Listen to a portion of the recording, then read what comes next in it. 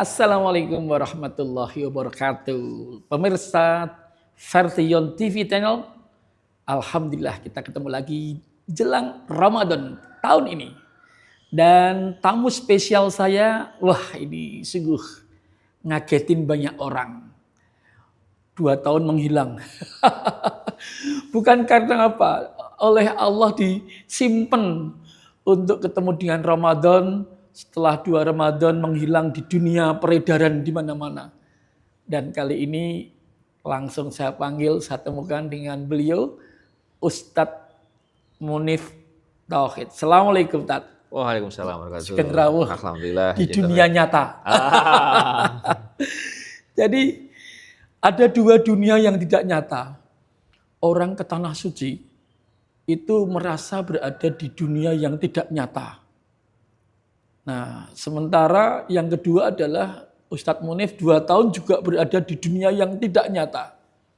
Tidak dikejar waktu, tidak dikejar oleh jamaah, tidak dikejar oleh siapapun. Nah, mungkin enak sekali, saya nggak tahu juga, yang mau kita tanyakan itu nanti. Jadi ngomong soal waktu itu ya, jadi orang juga ketika berada di dunia yang nyata, di tanah suci itu, lah tiba-tiba udah mau pulang. Di sana senang sekali, kehidupan itu dinikmati dengan habis gitu ya. Okay. Nah ini teman-teman dari Vertion TV akan mendapatkan cerita di balik jeruji. Okay. Masya Allah, Ustadz Munif sekali lagi ahlan wa sahlan. Alhamdulillah. Di dunia nyata kita ketemu dan banyak orang yang merindu dengan Ustadz Munif gitu ya. Alhamdulillah. Bahkan dalam sebuah cerita kemarin, mampir di sebuah masjid di Jalan Wonosari, ada marbotnya itu sampai bertanya-tanya, loh Tat kok baru kelihatan di mana? Nah, ini. Jadi pemirsa Vertion TV Channel, saya Taufik Ridwan dan ketemu dengan tamu spesial Bapak Ustadz Munif Tauhid. Nah, Tat gimana kabarnya? Alhamdulillah sehat. Nah, jadi luar biasa Haji Taufik ya. Ya. Jadi kalau kemarin itu adalah kata Mas Taufik itu sama kan. Saya sebutnya haji dan jeruji itu kan ada kemiripan. Oh gitu ya. Jadi artinya gini. Haji dan jeruji. Iya, haji dan jeruji. Ya mungkin bisa jadi tema ya, haji dan jeruji ya. Karena di haji kan orang fokus ibadah. Betul. Nah, di jeruji orang juga mau fokus ibadah juga bisa. Artinya ketika ada pilihan ya? Iya, pilihan. Ya sama toh, ketika haji fokusnya adalah oleh-oleh, teknik atau ke mallnya, atau mungkin lebih ke senang keluar-keluarnya. Kan ada orang yang ketika umroh itu atau haji dia lihat listing, saya yang ini nggak ikut, saya mau ikut, aku mau sendiri. Yang misalnya mungkin paket umrohnya cuma sekali, nah, dia mungkin karena di sana 4 hari, saya mau lebih dari 2 kali, atau mungkin dia bisa 4-5 kali. Betul. Pakai taksi sendiri, dia ke Tanin sendiri, kemudian dia mekot sendiri gitu kan, itu kan sangat bisa. Nah sama, ketika orang di jeruji itu, dia bisa memanfaatkan waktunya, itu digunakan untuk apa? Nah ketika dia untuk fokus mendekati Allah Subhanahu Wa Taala, itulah yang kemudian akan menjadi sebuah hal yang cukup luar biasa, Mas Taufik. Kawah condro di muka baru. Ya, betul. Masya Allah. Apalagi ini mau Ramadan, Mas Taufik. Jadi ketika kita mau Ramadan, para pemirsa Vertion TV Channel, ya nggak usah khawatir, nggak usah cemas, karena setiap manusia itu pasti akan diuji sama Allah. Oke. Semuanya. Semua. Everything. Tanpa terkecuali. Orang yang beriman. Ya, everyone, everybody. Itu akan diuji sama Allah Subhanahu Wa Taala. Tidak ada orang yang kemudian orang yang kata hidupnya lurus-lurus enak banget, bahagia enggak. Ada ujian gitu. Pasti ada ujian. Pasti ada ujian. Pasti ada ujian. Karena liyabluwakum ayyukum ahsanu amala. Jadi untuk apa? Ya untuk Allah melihat kamu ketika ditekan sama sebuah ujian atau musibah, kamu tambah menaikkan amalanmu, atau mengurangi amalanmu, atau kemudian bubar amalanmu. Masya Allah. Nah, itu kan luar biasa. Nah itu yang akan kita bahas. Oke, siap. Jadi pemirsa Vertion TV, beberapa saat kemarin, ini perdana loh ya, Ustadz Munif Tauhid mengadakan acara ngobrol podcast ini perdana di luar. Setelah keluar gitu. Karena kemarin Vertion juga selalu menyiarkan kegiatan dari Masjid Al-Fajr di Pondok Wiroguno. Lapas Wirogunan. Jadi selama 2 tahun tadi ya? Iya. Oke. Jadi begitu menghirup udara segar, apa yang dilakukan kemarin pada hari Jumat ya? Ya. Jumat apa itu Jumat? Tanggal 13 kemarin. Jumat legi. Ya. Baik, alhamdulillah ketika saya keluar saya belum mungkin sekitar 3 bulan sebelum ada keluar itu saya sudah meniatkan ya Allah izinkan saya ketika keluar menjadi kebaikan dan keberkahan untuk saya dan keluarga. Dan saya niatkan saya ingin menghabiskan sisa usia saya untuk dakwah. Masya Allah. Saya pengen dakwah. Masya Allah. Apapun yang terjadi saya pengen dakwah sampai saya mati insya Allah. Amin. Jadi artinya kenapa? Karena agama itu. Jadi bedanya kita umat Nabi Muhammad SAW dengan umat Nabi yang sebelumnya itu ada. Signifikan Mas. Kalau umat yang lain, Nabi-Nabi sebelumnya itu, yang dikasih tugas dakwah itu nabinya, rasulnya. Umat Nabi Muhammad yang ngasih tugas dakwah itu tidak hanya nabinya, kitanya juga harus dakwah amar ma'ruf nahi munkar. Karena kalau kemudian Wali Songo tidak bergerak, kemudian Muhammadiyah, Nahdlatul Ulama dengan ormas-ormas Islam yang lain tidak bergerak, maka Islam itu kemudian nggak bisa berkembang. Artinya apa? Ya tugas dakwah ini tugas kita semua, tanpa terkecuali. Siapapun punya kewajiban dakwah. Karena kalau kita kemudian tidak mau termasuk Vertizon TV, ini hadir juga untuk niatnya dakwah, untuk mengajak. Ya dengan barokah. Ya gitu kan. Mu'alaf itu kan masuk juga karena ada dakwahnya. Jadi jangan dibiarin. Jadi dakwah itu panggilan yang harus kita pegang sampai kita meninggal dunia. Terserah profesi kita apa. Nah, maka oleh karena itu saya ingin sisa usia hidup saya abdikan untuk kepada Allah dengan cara berdakwah gitu kan. Nah, ketika keluar makanya kemudian yang saya tuju pertama masjid ya. Kemudian ketika di masjid, Jumat Legi tanggal 13 Februari. Iya. Dan itu juga hari istimewa saya. Loh, kenapa? Jadi saya nikahnya tanggal 13 Februari 33 tahun yang lalu. Selamat ulang tahun. Ulang tahun pernikahan maksud saya. Ya, perlu Mas. Karena ketika di Pondok Wiroguna itu ya tidak sedikit orang-orang yang kemudian menyesal. Saya dulu ternyata mohon maaf punya isi simpanan, nggak saya bilang ke istri saya. Baru konangan setelah masuk di bui gitu kan. Bahkan mungkin mendingan kalau istrinya siri itu masih mending. Kadang nggak siri tapi selingkuhan kan. Ya kebongkar semua. Akhirnya dia merasa menyanyiakan istri dan istrinya kemudian menceraikan dia kan gitu kan. Ya kemudian dia kehilangan segalanya kan. Itu kan kehilangan. Jadi salah satu yang di Ramadan ini kita harus kejar Mas Sofyan. Betul. Teman-teman semua kaum muslimin dan muslimat yang di luar penjara.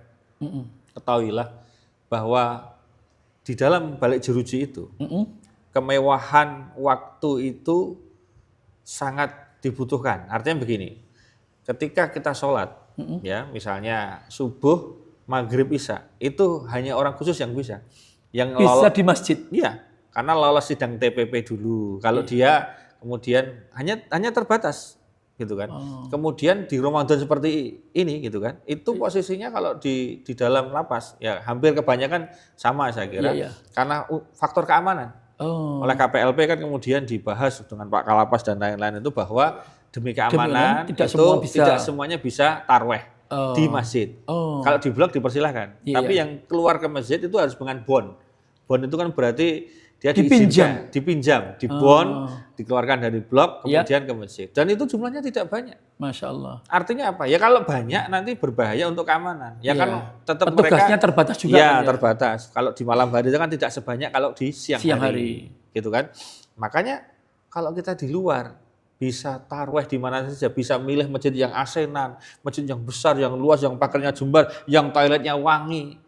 Misalnya gitu kan, yang ada kopinya misalnya gitu kan, itu kan bisa milih, ya kan? Tapi kenapa kemudian kita nggak syukur nikmat? Malah kadang-kadang melewatkan tarawihnya. Alasannya macam-macam. Melewatkan sholat wajibnya di masjid, itu luar biasa. Bagi kami yang ada di dalam itu, sholat di masjid itu kemewahan yang luar biasa. Bahkan ingin kami itu 5 waktu di masjid. Pengennya. Tapi tidak bisa. Ya, artinya sangat terbatas, hanya orang-orang khusus yang bisa. Itu pun dipilih gitu kan, dengan yang mungkin hukumannya sudah tinggal beberapa saat, kemudian dan sebagainya, bla bla bla, itu banyak sekali pertimbangannya. Dan itu memang itu SOP dari Impas ya, untuk dalam lapas itu untuk kemudian menjaga stabilitas keamanan. Karena pernah waktu itu di lapas lain itu kemudian ketika agak kecolongan, tiba-tiba longgar malah terjadi ada yang melarikan diri dan sebagainya, ada bentrok-bentrok yang susah diatasi gitu kan. Ya, walaupun wah kita siap Pak untuk kita tertib, tapi kan mereka tetap pakai SOP.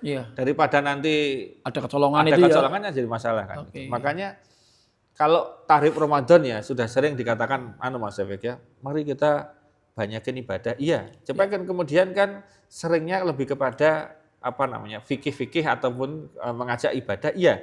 Cuma saya ingin mengingatkan bahwa betul-betul di luar itu hal yang sangat mendalam adalah kemerdekaan itu harganya mahal. Satu contoh teman-teman Ferdinand TV, ada teman saya itu yang uang penggantinya itu sekian miliar. Kalau dia bayar, itu kalau dikuruskan per harinya. Dia kalau mau bebas itu per hari harus menyediakan uang sekitar 120 juta. Masya Allah. Per hari. Berarti ongkos kita ini, kalau kita mengambil kasus dari teman saya, itu kita 24 jam itu punya uang 120 juta per hari. Jadi betapa banyaknya nikmat yang Allah berikan pada kita. Kita sekarang bisa nanti ketemu sini, oke, saya meluncur, OTW bos. 120 juta loh, per hari kita punya duit. Dengan dibanding yang teman yang ada di dalam tadi. Jadi dia itu kalau mau keluar langsung bebas bisa, tapi bayar. Yang kalau dihitung harian itu 120 juta per hari. Per hari loh. Masya Allah. Berarti kalau kita sudah nggak punya duit, ingat dong, kebebasan itu mahal harganya. Gitu, mahal harganya. Kan gitu kan. Banyak orang-orang yang kemudian tidak bisa, dan itu ketemu isinya susah, ketemuannya yang nggak bisa gitu kan. Maka mari disyukuri betul. Ya, jangan sampai kemudian kita terlena gitu. Paling tidak Ustadz Munif sudah membuktikan selama hampir 2 tahun ya, hidup betul-betul dibatasi. Iya, betul. Dan di sana seperti dicuci betul. Insya Allah. Jadi alhamdulillah ya, Ustadz Munif meninggalkan jejak sejarah yang bagus di masjid. Alhamdulillah. Pengajiannya bagus, dan saya sebagai orang yang sahabat karibnya diajak ke sana untuk ikut merenovasi Masjid Al-Fajr. Dan alhamdulillah ya, bukan terus menyuruh orang untuk senang tinggal di sana, enggak, tapi orang-orang yang sudah mendapat hukuman, waktunya tidak merdeka, kemerdekaannya hilang, sekarang berada di masjid itu sungguh indah masjidnya dan nyaman. Jadi ketika Ustadz Munif mungkin setahun yang sebelumnya panas, setahun berikutnya ini sudah begitu adem dan mudah-mudahan terjaga. Amin. Siapapun bisa membantu masjid itu untuk renovasi, untuk menjaga. Dan ini juga berkat dari teman-teman Ferdinand TV ya, yang menyiarkan karena disiarkan terus. Bahkan mungkin belum ada di LP manapun, di lembaga pemasarakatan manapun, boleh disiarkan langsung oleh TV channel seperti Ferdinand. Alhamdulillah. Pengajiannya, suasananya, dan orang di sana tidak malu. Ketika disyuting. Waktu pertama malu Mas, waktu pertama.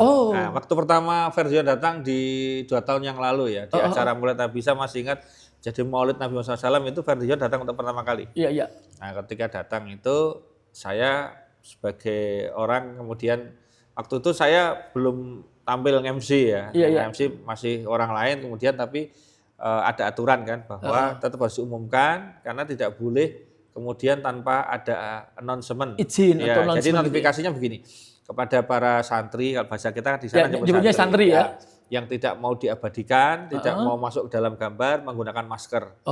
Nah, sebagian mereka bermasker waktu itu. Nah, kemudian ketika Ferdinand pulang, di pada kesempatan taklim yang benar saya pas ngisi di sana, saya sampaikan sebetulnya kami mengundang Ferdinand Channel, alhamdulillah diperbolehkan oleh pihak lapas kemudian bisa untuk melangsung itu siaran itu, tak lain tak bukan, niat kami itu adalah hanya untuk memberikan rekam digital bahwa panjenengan para santri di dalam itu tidak seperti yang dibayangkan di luar.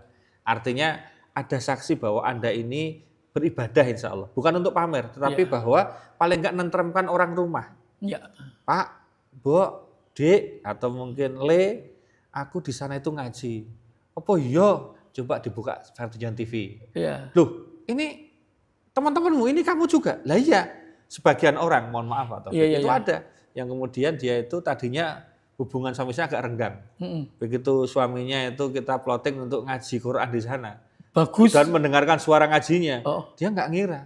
Suami yang nggak pernah kenal huruf hijaiyah waktu itu, nggak pernah kenal. Tiba-tiba bisa ngaji dan tampil dia langsung kemudian jatuh hati kembali. Masya Allah. Nah, saya senang sekali bisa menggadokkan ini, mengkonekkan kembali, menjadi mesra kembali. Masya Allah. Jasa Vertion TV juga. Vertion TV, Masya Allah. Ya, kan gitu. Barokah, dan ini harus di-support oleh banyak orang Islam. Iya, terutama karena ini TV dakwah juga kan.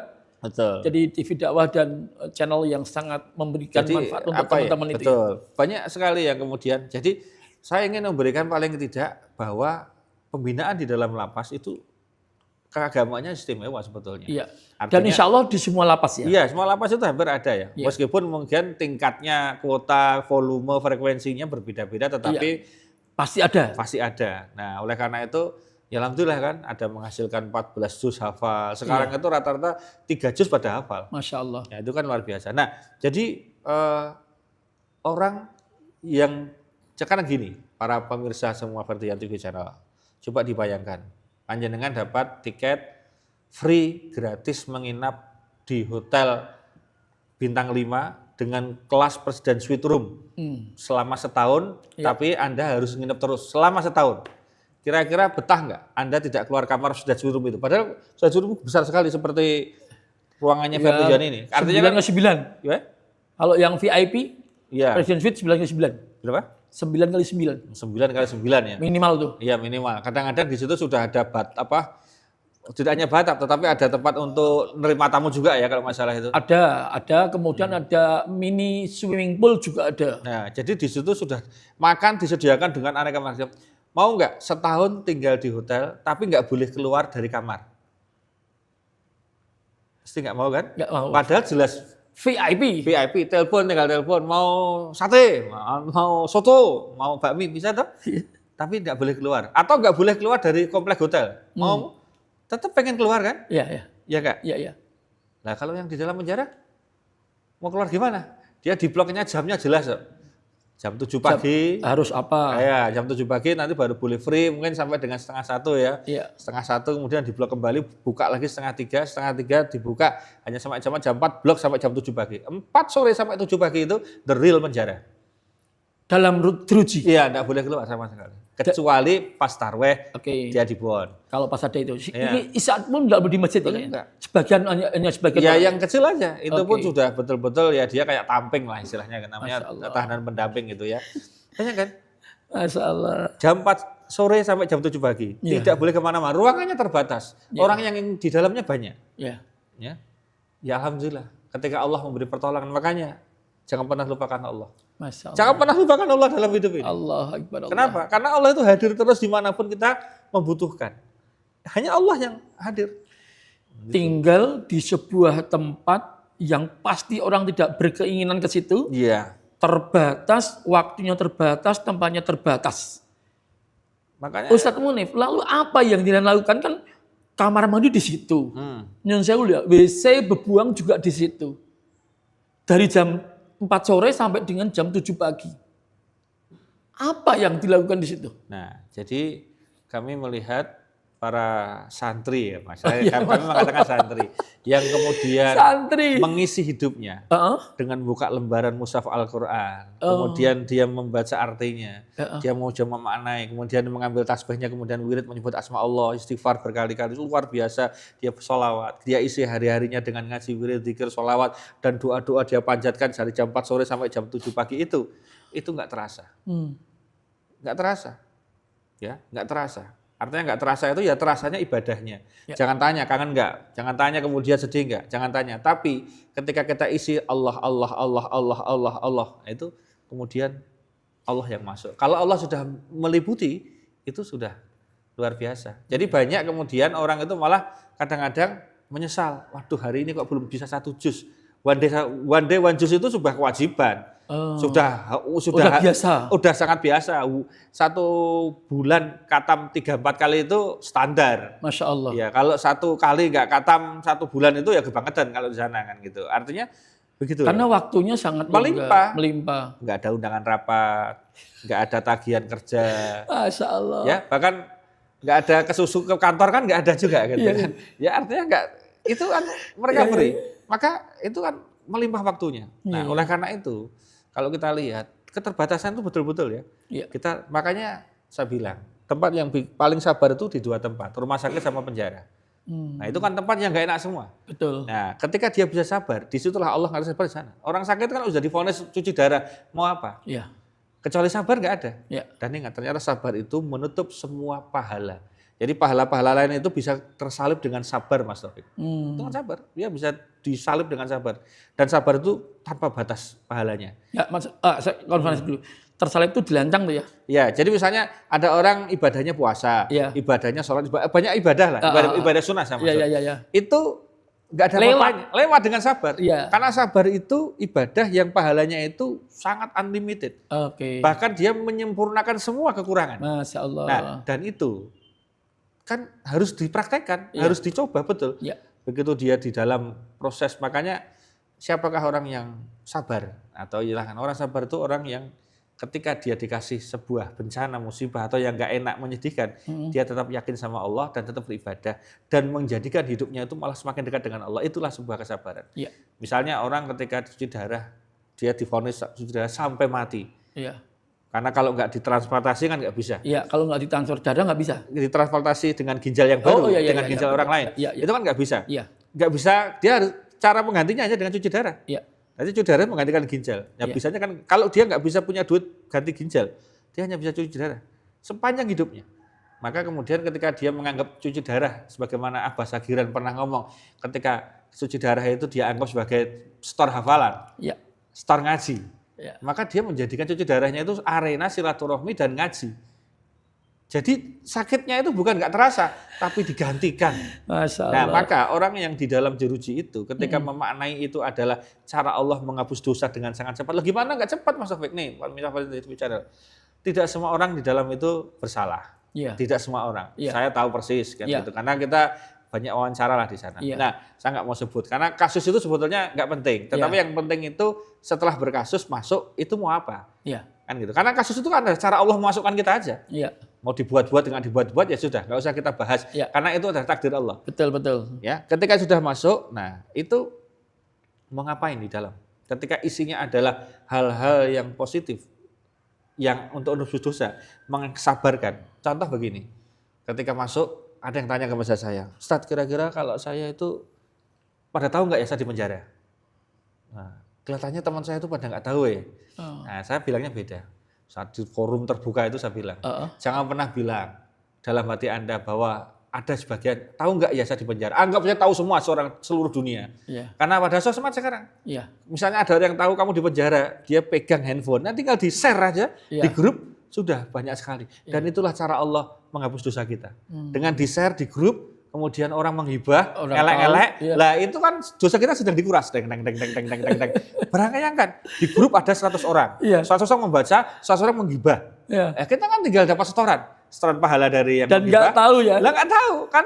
Jadi orangnya di penjara tidur sama wiritan, tahu-tahu ting notifikasi muncul. Kenapa? Dibahas. Makanya saya pesan sama istri saya. Kalau dapat berita buruk dari orang, jangan pernah menikmati itu, Mas Taufik. Jangan pernah menikmati. Kenapa? Karena setiap orang itu diuji dengan masanya masing-masing. Jadi kalau ada orang, Mas itu katanya begini, sudah, nggak usah dibahas. Kita doakan agar dia sabar, selesai ujiannya. Dan kita sama Allah juga diberi kekuatan agar kalau dikasih ujian kita bisa melalui dengan baik dan semakin dekat dengan Allah. Karena ujian itu yang penting hasil akhir. Hasil akhirnya lebih dekat dengan Allah, atau malah semakin jauh. Nah sudah, itu yang kita tentukan kita sendiri. Kalau itu adalah ujian itu mendekatkan, maka naik level. Tapi kalau semakin menjauhkan namanya azab. Nah, jadi ciri azab itu sederhana.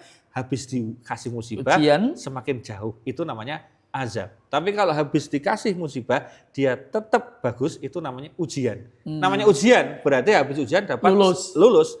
Sertifikat. Nah, gitu kan. Nah, sama dengan puasa itu ujian kesabaran. Artinya kesabarannya diuji kan, Mas Taufik. Ketika dia di dalam puasa itu ngambil barang yang haram enggak, makan barang yang haram enggak, kan gitu kan. Kemudian dia diuji walaupun enggak ada orang maksiat enggak. Itu kan diuji sama Allah. Nah, itu ujian di situ.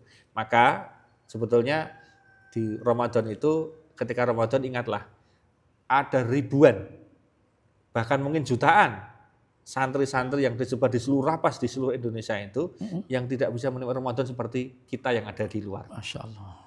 Makanya, ayo jangan sia-siakan Ramadan itu kemudian hanya dengan ya santai-santai. Kita harus punya target. ternyata tanpa target itu nggak bisa. Ya kayak saya di dalam itu dikasih info dari, ada kan yang masuk itu kemudian dia juga atlet gitu kan. Nah itu kalau nggak ada target itu nggak bisa.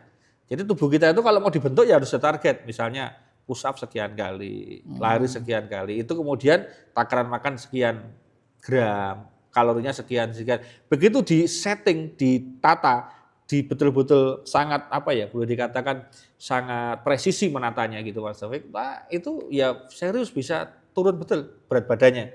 Bisa sehat betul. Nggak usah jauh-jauh lah. Misalnya itu kemarin ada dari UMJ kan datang ke lapas waktu itu menyampaikan masalah tentang rokok misalnya kan. Ketika Anda menghentikan rokok tidak merokok 1 jam, maka paru-parunya begini. Ketika 1 hari, ketika 1 minggu, ketika 1 bulan, ketika 1 tahun Anda nggak merokok, maka paru-parunya kan seperti ini. Nah, kita sudah punya target ketika di Ramadan itu. Mau berapa kali katam. Iya. Atau sekarang dinaikkan dong. Kalau tahun kemarin cuma kotam, sekarang katam plus bahasanya dan katam artinya. Iya. Mungkin besoknya lagi katam artinya, dan bisa memaknai sebagian dengan menafsirkannya dengan kitab tafsirnya. Nah, jadi kita itu kan baca Quran kan kayak wirid, kayak berdialog dengan Allah Subhanahu Wa Taala. Nah, kemudian mari ini yang paling penting jangan lupa di dalam Ramadan itu kan sedang dekat dengan Allah, tidak tertolak doa yang sedang berpuasa. Makanya itu digunakan betul, ya. Ini digunakan untuk banyak berdoa Mas Taufik. Nah, bagi teman-teman santri yang ada di dalam lapas itu, mereka tidak bisa berbuat apa-apa ketika dapat kabar. Iki loro, keluarganya sakit, ini sakit, nggak bisa apa-apa. Nggak punya apa-apa, hanya punya Allah. Maka tangannya diangkat, ya Allah, ya Allah, ya Allah. Kemudian Allah bantu, Allah nolong, diberikan kemudahan, anaknya sekolah, diberikan kemudahan ininya. Itu Allah semua, hanya dengan mengangkat tangan, hanya minta kepada Allah. Nah kita jangan nunggu sampai kena masalah musibah baru minta, sekarang saatnya minta.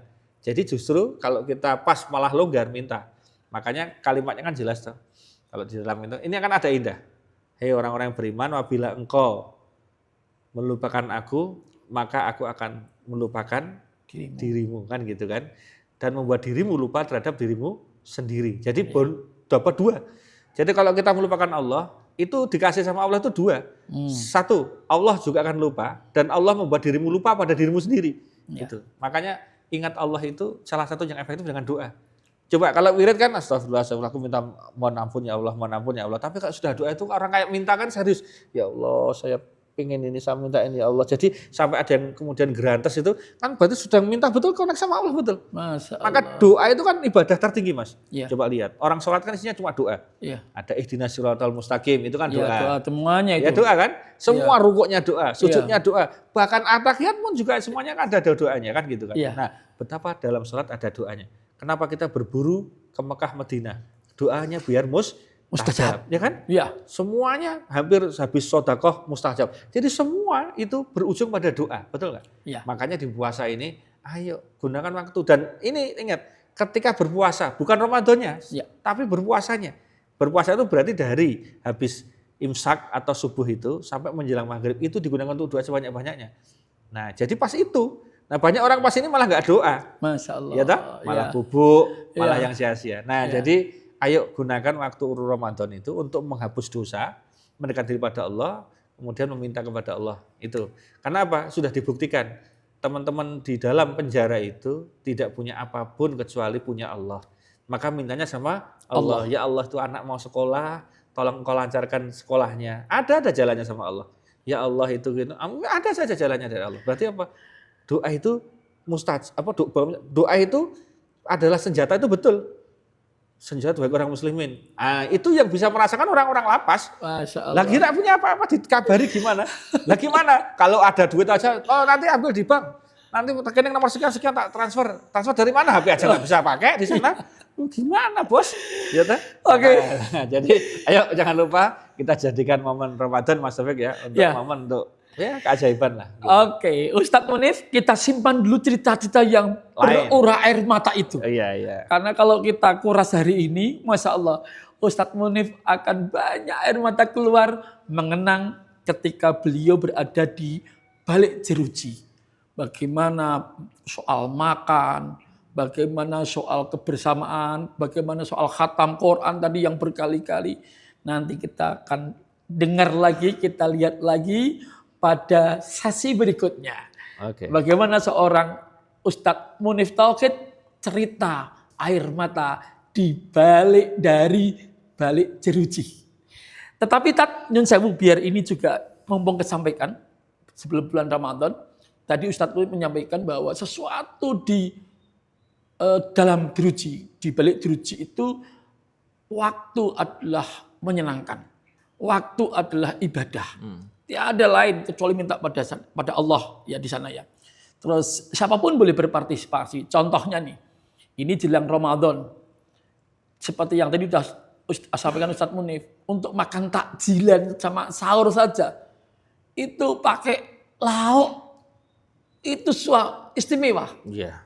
Jadi panjenengan boleh berbagi kebahagiaan, berbagi sedekah dengan teman-teman yang ada di namanya Pondok Wiroguno utamanya. Jadi di sana jumlahnya ratusan Ustaz Munif. Ya, yang Muslim 650. Masya Allah, 650. Yang Muslimnya? Ya, jadi yang Muslim sekitar 600 ya. Dan yang 650. Jadi yang dimaksudkan Ustaz Taufik tadi intinya begini, bahwa kalau di dalam lapas itu alhamdulillah pemerintah sudah menjamin makannya. Nah, yang dimaksud beliau adalah menu tambahan. Jadi bahasanya kan ketemunya itu terus. Itu. Jadi sudah hafal. Oh, kalau sedikit. Nah, ketika ada menu lain misalnya.